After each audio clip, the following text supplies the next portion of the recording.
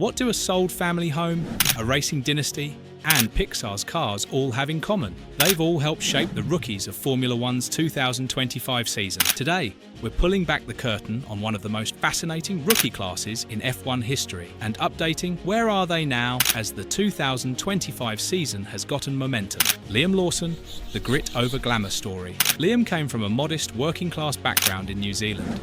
His family didn't have motorsport money, but they had belief. And that belief ran deep. So deep, in fact, that they sold their family home just to keep his karting dream alive. While other kids trained in high-tech simulators, Liam was mastering car control in a second-hand VW Polo on back roads. No fancy gear, no safety net, just raw talent and determination. That hustle caught Red Bull's eye, and after making a strong impression in Super Formula and as a 2023 stand-in, he finally secured a full-time seat in 2025. But the fairy tale didn't last long. A crash in Australia and a back-of-the-grid showing in China saw Red Bull lose patience fast. Just 2 rounds into the season, Lawson was demoted to Racing Bulls, replaced by Yuki Tsunoda in Japan. Since the switch, it's been a mixed bag. He scored a solid 8th place finish in Monaco, showing flashes of the grit that got him noticed in the first place. But consistency has been elusive.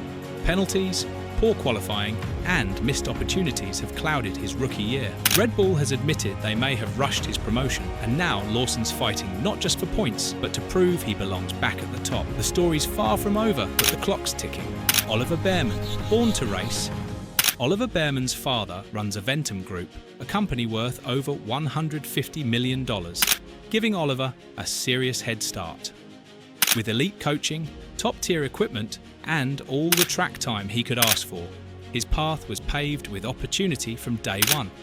But while money opens doors, it doesn't win races, and Behrman knew that. In Formula 2, he backed it all up with poles, podiums, and standout drives that caught the attention of the Ferrari Driver Academy.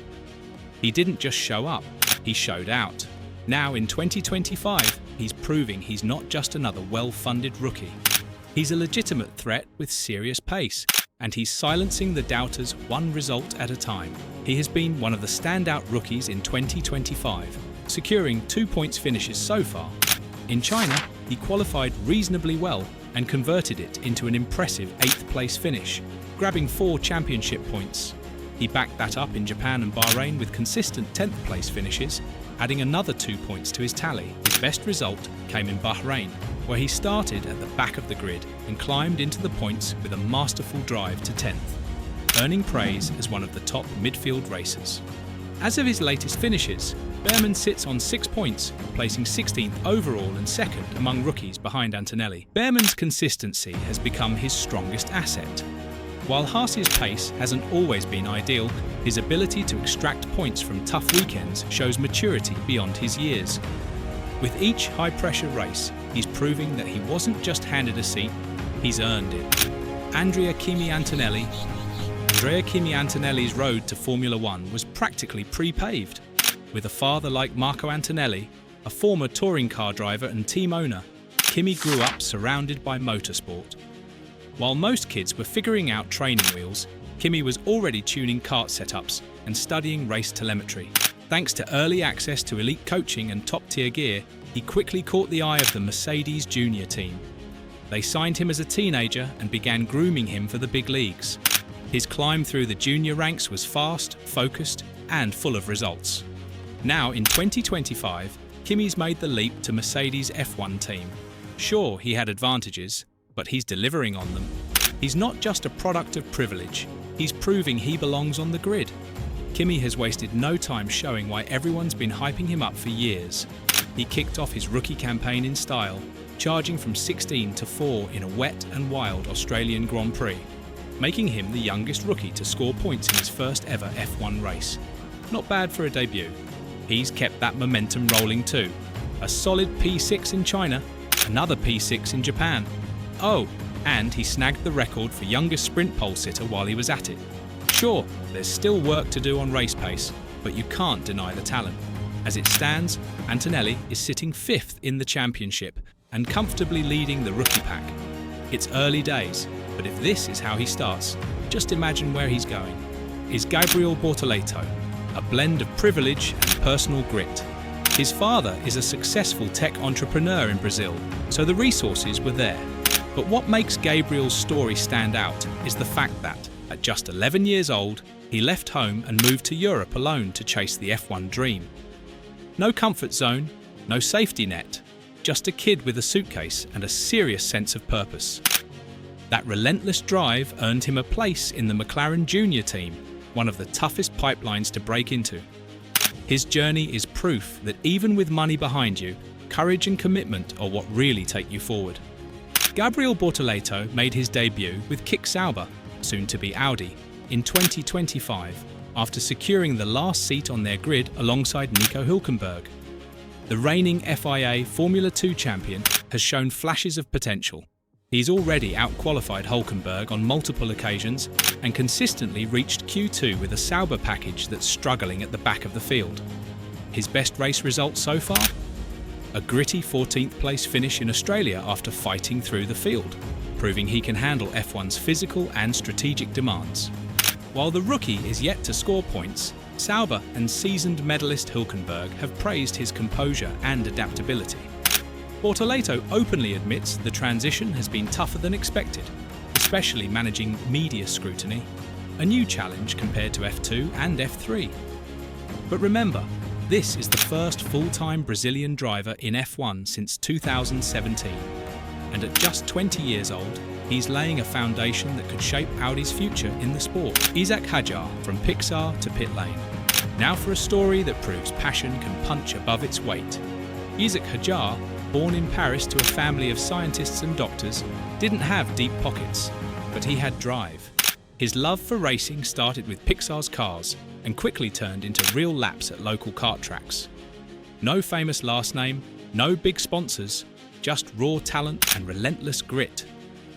Hadjar's big break came in Formula 4, where his fearless style and sharp racecraft caught Red Bull's attention. He joined their junior program and kept climbing. After a shaky formation lap crash in Australia, Isaac bounced back impressively and has been climbing ever since. He hit the points in 3 consecutive races, 8th in Japan, 10th in Saudi Arabia, and 9th in Imola. Then came his standout weekend at Monaco with a solid 6th place finish, his best result so far, followed by a 7th in Spain, giving him a total of 21 points. Currently 9th in the championship and comfortably ahead of his AlphaTauri teammate, Isaac has become one of the leading rookies of the field. He's quickly earned praise for his calm, analytical approach, qualities that echo his background as the son of a physicist. With consistency and composure on full display, Hadjar is proving he's far more than a one-hit wonder. And then there's Jack Doohan, son of 5-time motorcycle world champion Mick Doohan. While his last name opened doors, Jack chose to forge his own path on 4 wheels, from early testing opportunities to elite mentorships, including time alongside Michael Schumacher. He had every advantage, but also the immense pressure to live up to a legendary legacy. That weight hasn't crushed him, it's shaped him. Jack delivered in Formula 2 and impressed in testing sessions, proving he's more than just a famous surname. Now, in 2025, he's with Alpine and has been steadily racking up points finishes.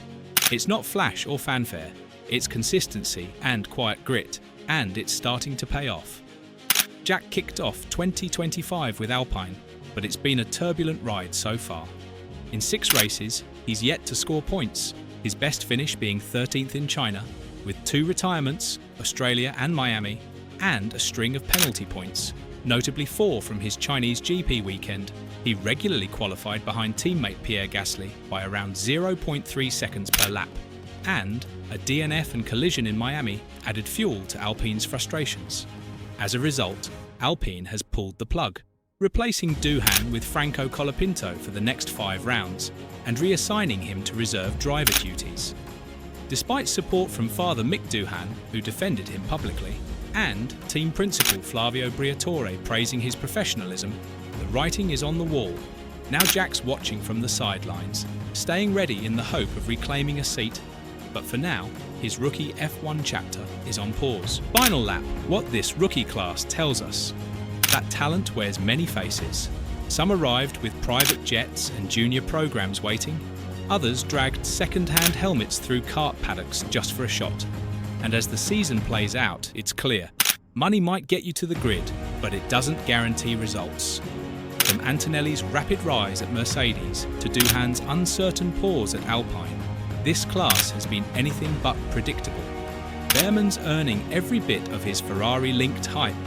Hajar's punching well above his weight. And Lawson, still swinging to prove Red Bull gave up on him too soon.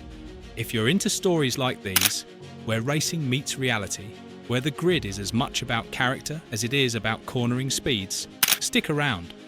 Drop your take in the comments, smash that like button, and don't forget to subscribe for more behind-the-scenes F1 stories.